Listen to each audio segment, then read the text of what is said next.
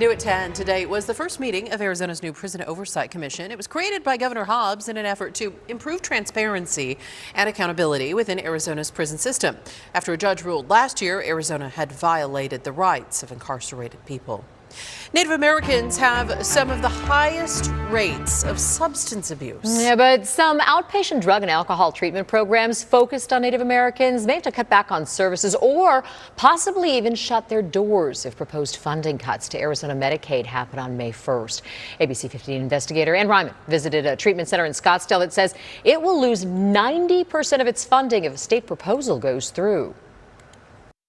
When I came to treatment, I came with nothing.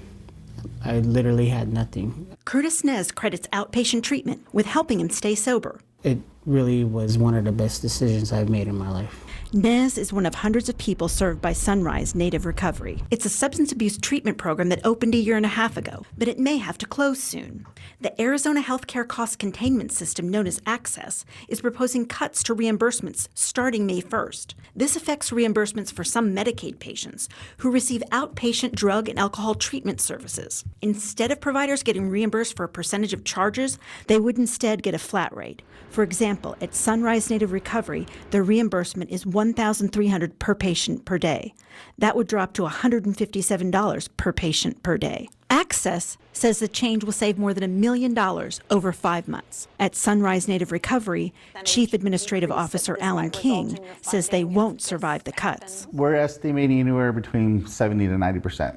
The reason this facility would be so hard hit is because all of its patients are Native American. Native Americans are enrolled in a special subset of Access called the Fee-for-Service program. And it's only the Fee-for-Service program that is facing these proposed cuts. So our proposal is to at least give us more time so we can figure things out and talk with the Access program, let them really understand how it's going to impact the Native population. King said the change appears to be an attempt to crack down on providers who are abusing Access funding. But he said the solution is not to cut funding for hundreds of providers and potentially thousands of people. A lot of people are going to fall through the cracks. I mean, because there's going to be literally no services. It's heartbreaking. Patients in managed care access programs will not be impacted. Neither will residential treatment centers, though some operators are joining the calls for Access to find a different solution for the sake of the people they serve. Gabriel Tomeno and Robin Byrne are co-founders of Purpose Healing Center, a residential treatment center in the Valley. We'll have nowhere to send these patients. And ultimately what will happen is without that support, they will most likely use or drink again. People are going to die, which is the bottom line. People are going to relapse because the support services aren't there. As for Curtis Nez, he has a job and is studying to be an electrician technician. He wants others to have the same help and support he received. I'm living proof. I'm 16 months sober.